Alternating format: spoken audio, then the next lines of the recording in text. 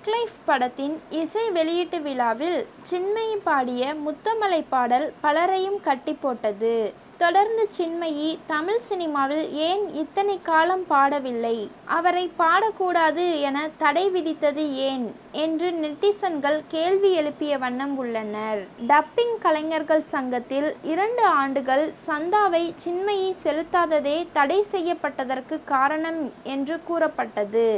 எனினும் முன்கூட்டியே எந்த அறிவிப்பும் இல்லாமல் சின்மயி திடீரென சங்கத்தில் இருந்து நீக்கப்பட்டார். இதற்கு மீ-டூ மூலம் பாலியல் குற்றச்சாட்டுகளை அடுக்கடுக்காக எழுப்பியதே காரணம் என்று கூறப்படுகிறது.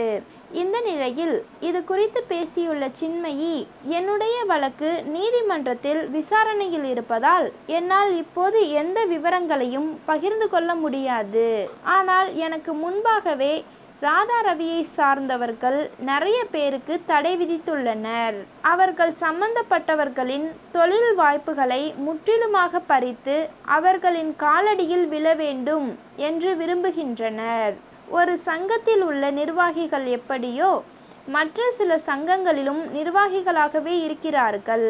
அவர்கள் அனைவரும் ஏதோ ஒரு வடிவத்தில் ஒன்றிணைந்து உள்ளனர். நான் ஏன் 7 ஆண்டுகளாக அதிகம் பணியாற்றவில்லை என்பது இப்போது எல்லோருக்கும் புரிந்திருக்கும் என நம்புகிறேன். எனக்கு ஆதரவு மற்றும் அன்பை அளிக்கும் அனைவருக்கும் நன்றி. என் மீதான தடை சட்டப்பூர்வமாக ரத்து செய்யப்படும் வரை நீதிமன்றத்தில் தொடர்ந்து போராடுவேன் என்று தெரிவித்துள்ளார்.